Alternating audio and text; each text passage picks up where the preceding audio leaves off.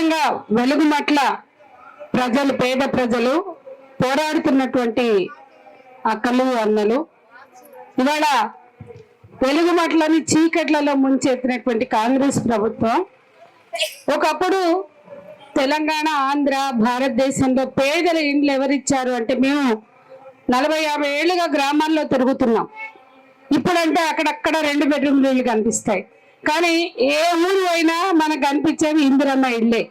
అంటే కాంగ్రెస్ ప్రభుత్వం, ఆనాటి ప్రభుత్వం ఇందిరమ్మ ఇళ్ళని ఇచ్చి ఇంత కొంత మంచి పేరు మూటగట్టుకుంటే, ఈ ప్రభుత్వం పేదల ఇళ్ళని కూల్చేసి నివాస హక్కుల మీద దాడి చేసి పేదలు గరీబీ హటావో అని ఆనాడు ఇందిరమ్మ అంది. ఈయన గరీబోన్కో హటావో అంటుండు, పేదల్నే నిర్మూలిస్తా అంటుండు. పేదరికాన్ని కాదు, పేదల్ని నిర్మూలించే లక్ష్యంతో పని చేస్తుండు కాబట్టే మీ ఇండ్లని కూల్చివేసింది కాంగ్రెస్ ప్రభుత్వం. ఇది స్పష్టంగా మనం అర్థం చేసుకోవాలా.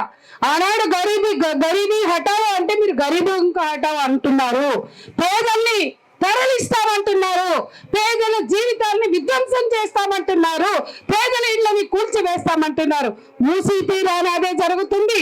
గతంలో అనేక ప్రాంతాల్లో ప్రభుత్వాలు చేశాయని మాట్లాడుతూ, ప్రభుత్వాలు పేదలకు వ్యతిరేకంగా ఉన్నాయని మాట్లాడుతూ బడా బాబులకి ఆ బట్టం కడుతున్నాయి, కానీ మేము పేదల సంక్షేమ ప్రభుత్వం తీసుకొస్తామని చెప్పినటువంటి కాంగ్రెస్ ప్రభుత్వం కూడా చేస్తున్నది అదే. పక్కన 30 ఎకరాల్లో ఎవరున్నారు? పక్కన ఉన్న ఇది 32 ఎకరాల్లో వినోబా నవోదయ కాలనీ ఉంది.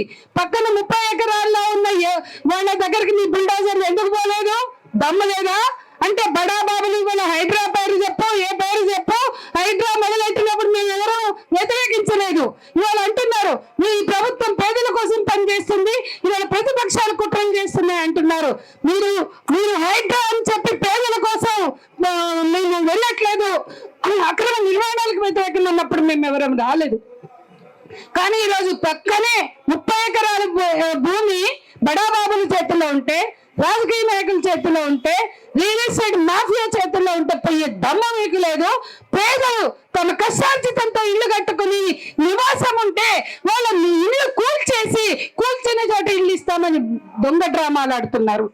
ఇక్కడ ఉన్న రఘు గాని, కాళోజీ టీవీ వాళ్ళు కానీ వీళ్ళందరూ పెద్ద ఎత్తున ప్రచారం చేశాక అక్కడ ప్రజలు కూల్చిన చోట ఇల్లు కట్టేయాలని డిమాండ్ చేస్తూ పోరాడుతుంటే ఆ విధ్వంసం, అక్కడ మొత్తం కూల్చేసినటువంటి ఆ రబ్బీస్ అవన్నిటి మధ్యనే వాళ్ళు బతుకుతుంటే ప్రజల్లో కోపం వచ్చింది, వ్యతిరేకత వచ్చింది. కాబట్టి ఇవాళ 210 మందికి మాత్రమే 75 గజాలు చొప్పున ఇచ్చారు. అందులో 310లో 100 మంది కొత్త వాళ్ళకి తీసుకొచ్చారు. ఇవాళ మిగతా 740లో మిగతా వాళ్ళకి భూమి ఇవ్వలేదు, ఇళ్ళ స్థలాలు ఇవ్వలేదు, కనీసం ఇల్లు కట్టిస్తామన్న హామీలు ఇవ్వట్లేదు. మీరు ఇచ్చిన కూపన్లు, ఏదో కూపన్లు ఇచ్చిందంట, పై మీ ఊర్లలో ఇల్లు కట్టుకోవాలి, ఎక్కడ మీరు ఏ ఊర్లో నుంచి వచ్చిండ్రో అక్కడ ఇందిరమ్మ ఇల్లు ఇస్తాము, ఇంకా ఇల్లు ఇస్తామని చెప్తున్నారట. ఇవాళ హైదరాబాద్ లో బడా బాబులు చేసిన కబ్జాలు, కట్టడాలు, దురాక్రమణలు, మరి అనేక ఆక్రమణలు ఉన్నాయి. అక్కడ మీరు చెప్పారా? రాజస్థాన్ బండి మీరు బండి, యూపీ బండి అని మీరు చెప్పారా?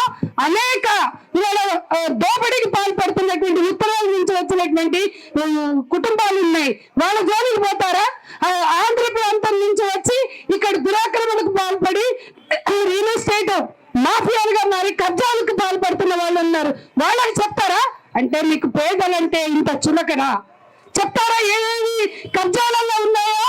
కబ్జాలలో గేటెడ్ కమ్యూనిటీలు ఉన్నాయి, కబ్జాలలో బడాబాబులు ఉన్నారు. వాళ్ళకి చెప్పగలరా మీ ఊర్లకు బండని? అంటే గరీబోళ్ళు కాబట్టి మీకు అంత చులకనా? పేదోళ్ళు కాబట్టి మీకు అంత చులకనా? ఇవాళ మీ మీద చేస్తున్న దౌర్జన్యం, అది మీ మీద మానవ హక్కులు ఉల్లంఘనకి పాల్పడింది. ఇదేనా మీరు చెప్పుకున్నది? 10 ఏళ్ల కేసీఆర్ ప్రభుత్వం ప్రజలకి నష్టం కలిగించింది, అన్యాయం చేసింది. పోరాడి సాధించుకున్న తెలంగాణలో కన్నీళ్ళని మిగిల్చింది. ఎన్నో మాట్లాడిండ్రు కదా, నిజమే. ఎవడొచ్చినా భూమి మీద కళ్ళు, ఎవడొచ్చినా పేద ప్రజల్ని దోపిడీ చేయడమే వాళ్ళ లక్ష్యంగా మారుతుంది. ఎవరు కూడా బడా బాబుల జోలికి పోరు. ఖచ్చితంగా ఇవాళ వెలుగుమట్లలో జరుగుతున్నది అదే. పేదలని నిర్వాసితులు చేసి పక్కన 30 ఎకరాలు మాత్రం వాళ్ళ జోలికి పోలేదంటే, ముఖమున్నగా ఈ ప్రభుత్వానికి పక్కన 30 ఎకరాల జోలికి ఎందుకు వెళ్ళలేదని, అది ఇంకా వినోబా భూదాన భూముల్లో ఉన్నాయా? ఎవరి చేతుల్లో ఉన్నాయి? ఎవరి కబ్జాల్లో ఉన్నాయి? అది మాట్లాడండి. మీకు నియతం రేవంత్ ప్రభుత్వానికి నీతి ఉంటే ఆ పక్కన 30 ఎకరాల సంగతి తేల్చండి, అవి కూడా పేదలకి, ఇదే పేదలకి, ఇదే వినోబాన ఉదయ కాలనీగా ఆ పక్కన 30 ఎకరాల్లో కూడా ఇల్లు కట్టివ్వండి, అవి పేదలకు పంచండి అని మేము ప్రగతిశీల మహిళా సంఘంగా డిమాండ్ చేస్తున్నాం. అట్లాగే ఇవాళ ఎవరైతే అక్కడ పోరాడుతున్నారో వాళ్ళని భయపెడుతున్నారు, కలెక్టర్ ఆఫీస్కి వెళ్తే అరెస్టులు చేస్తున్నారు, నిర్బంధంతో ముంచెత్తుతున్నారు. పేదల హక్కులు అడిగితే మా ఇల్లు కూల్చొద్దంటే నిర్బంధం, జల్ జంగల్ జమీన్ ఇజ్జత్ హమారా అంటే వాళ్ళని పొట్టలు పెట్టుకుంటున్నారు, చంపేస్తున్నారు. ఆ కుటుంబాన్ని హిడ్మాన్ చంపిన కుటుంబాన్ని పలకరిస్తే వాళ్ళందరి మీద కేసులు పెడుతున్నారు. ఇవాళ ఈ ప్రభుత్వం అయినా కేంద్రంలో ఉన్న బీజేపీ ప్రభుత్వం అయినా ఏం ఫరక్ లేదు, ఏమి తేడా లేదు. బీజేపీ లక్ష్యాన్ని, బీజేపీ కళలని సాకారం చేయడానికి ఒకప్పుడు ఆర్ఎస్ఎస్ వ్యక్తిగా రేవంత్ కూడా పాలన చేస్తున్నాడు. రాహుల్ గాంధీ చెప్పినటువంటి, రాహుల్ గాంధీ భారత్ బచావని కాళ్ళకి బలపాలు కట్టుకుని తిరిగి ఇచ్చిన హామీలకు విరుద్ధంగా ఇవాళ రేవంత్ ప్రభుత్వం పనిచేస్తుంది. స్పష్టంగా ఈ కాంగ్రెస్ పాలనని ప్రశ్నించాలి. ఈ కాంగ్రెస్ పేద ప్రజల మీద చేస్తున్న దాడి, లగచర్లలో అక్కడ ఇల్లు గోలు చేస్తామన్నారు, అక్కడ ప్రజలు తిరగబడ్డారు. ఇప్పుడు మూసి 15,000 కోట్లతోటి మూసి ప్రక్షాళన జరుగుతుంది, కానీ 1,50,000 కోట్లు అంటుండు. అదేమంటే 1,50,000 కోట్లతోటి మూసిని అందమైన సుందర నగరంగా, సుందర నదీ తీరంగా మారుస్తా అంటుండు. నైట్ ఎకానమీ, నైట్ జీవితం అక్కడ మాల్స్ కట్టి, అమ్యూజ్మెంట్ పార్కులు కట్టి, పబ్బులు కట్టి, మొత్తం కూడా రాత్రి పగలు తేడా లేకుండా మూసి తీరాన్ని మార్చివేస్తా అంటున్నారు. ఎవరికి కావాలి? తినటానికి తిండి లేదు, ఉండటానికి ఇల్లు లేదు. 80 ఏళ్ళుగా ఆ మురికిలో పడి జనం అక్కడ ఉంటే పేదవాడు ఎప్పుడు మురికిలోనే బతుకుడా అంటుంటే ఆ అక్కలు ఏమంటుంది, ఇక్కడ మా మంజుల గుడి ఉన్నది, ఆ అక్కలు ఏమంటుందో తెలుసా, మూసీలో మురికున్నంత వరకు మీరు ఉండొచ్చు, కానీ మూసీ ప్రక్షాళన చేస్తే మేము వెళ్ళిపోవాలనా అని ఆ పేదలు అడుగుతున్నారు. మేము 4 రోజులుగా మూసీ బస్తీల్లో తిరుగుతున్నాం, ఎవ్వరు కూడా మా భూమి ఇస్తామంటే లేరు. 80 ఏళ్లలో 100 ఏళ్లలో మా ఇళ్లలోకి నీళ్లు రాలే. ఎప్పుడు వచ్చినాయి? మొన్న అన్ని గేట్లు బంద్ చేసి వీళ్ళని ఎల్లగొట్టడానికి, వీళ్ళ ఇళ్లలోకి నీళ్ళు వచ్చేలాగా అయితే ఈ కాంగ్రెస్ ప్రభుత్వం చేసింది. ఏమన్నా మూసి ఒడ్డులో ఉంటే ఒక 400-500 ఇళ్ళు ఉంటాయి, కానీ ఇక్కడ 10,000 ఇళ్ళు తీసేస్తామంటున్నారు.